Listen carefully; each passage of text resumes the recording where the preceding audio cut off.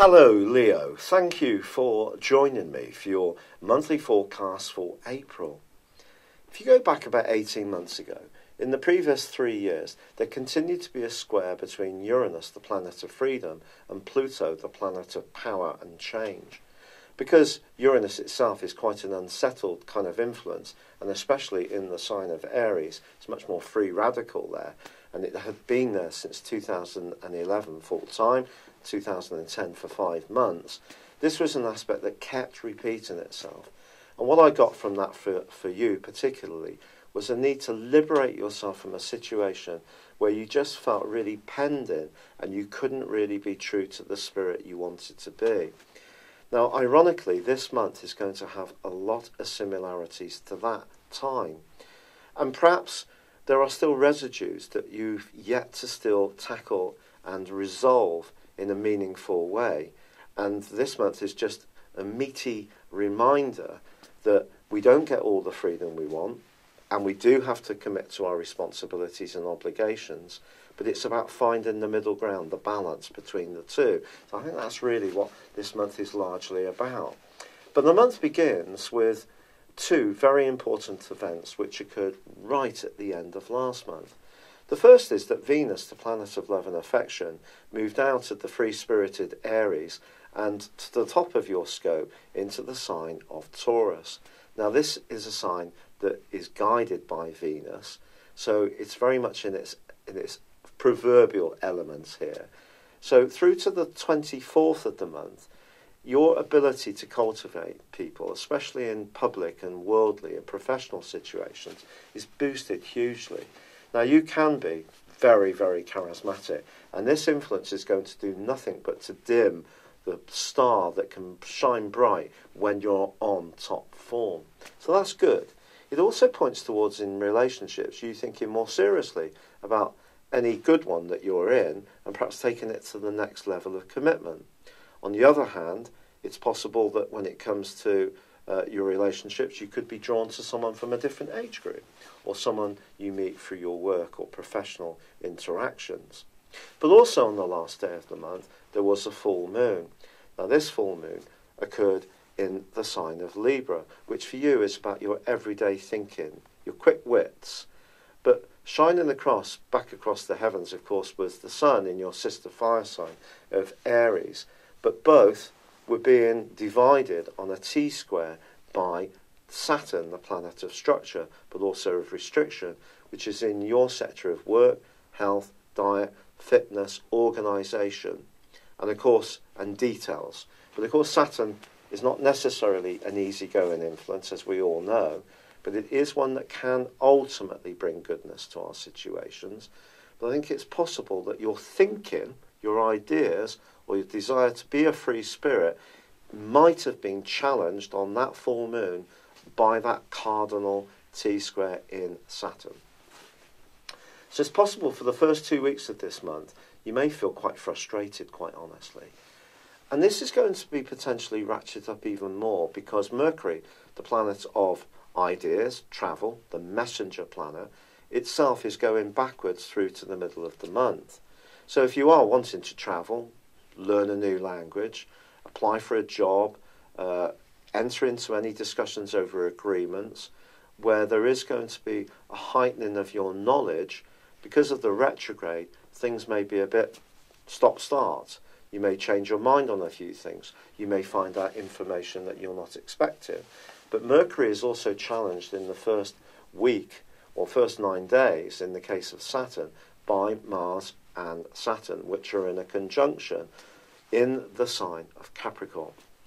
Now, Mars in Capricorn is wonderful. It's exalted. It's helping us to think about business and practicalities in a brusque, go-getting way. But Saturn here, it's the ruler, is asking us to be thoughtful, thorough, check things through very carefully. With these two together, I think your physical vitality might not be the greatest in the first half of this month. I have to be honest. It's not that anything serious is going to happen, Leo, at all. It's just don't try to stretch yourself too much. Don't try to spread yourself too thinly. If you are trying to achieve things, get a very narrow focus on what is important and pour your energy into those. If you do that, you can actually achieve a fantastic amount. For example, if you want to get fitter, then Mars conjunct Saturn could see you taking it enormously seriously, almost to the exclusion of anything else in your life. But if you want to get your house so uber organised that it drives everyone else you live with mad because you seem to be almost obsessed with it, then obviously that's not going to be such a great influence. Also, Mars and Saturn combining in the 6th house is about jobs. So if you're in a job that's not very fulfilling, expect to be thinking about it. Or if you feel that your energy is lower than it can be, are there areas of your life that you can delegate more? Are you being too much of a good egg? I think that's what comes up for me, just thinking of this. Is there a part of you that's investing too much time and energy supporting everyone else? If that's the case, you need to find a better balance. And that's where the freedom of the sign of Aries comes in. And of course, you've got Uranus there as well. It's not just the Sun and Mercury. Now, ironically, the new moon, which occurs in Aries, at the heart of this month, also combines with Uranus. So it's not as if you can't create freedom.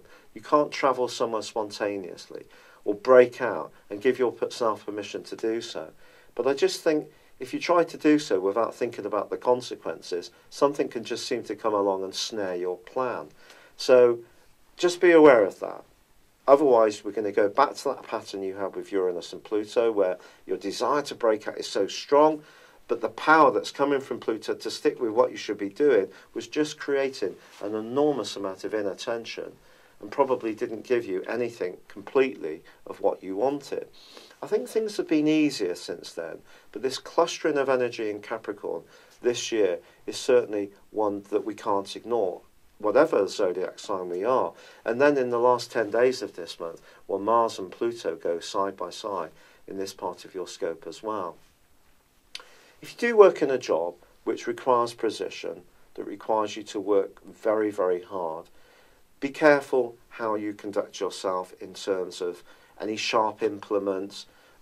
When it comes to a health and safety kind of environment, just make sure that your shoes fit well, that your laces are tied up. This may sound really bizarre, but it's very, very true that the combination between Mars and Pluto in the 6th house could see something come towards you that could just snag you if you try to rush something. So try to avoid that trap. Now, Saturn is going to be going retrograde on the 18th for 5.5 months. And so the need to conserve your energy is certainly going to be there. But Mercury does go forwards on the 16th too, but it won't come out of shadow until the 4th. So if you are trying to travel, learn a new language, expand your world in some way, there still may be some more patience required. But the Sun changes signs and moves into Taurus on the 20th, which is very much to do with your work, your role in life. And of course, you've had Venus there all of the month.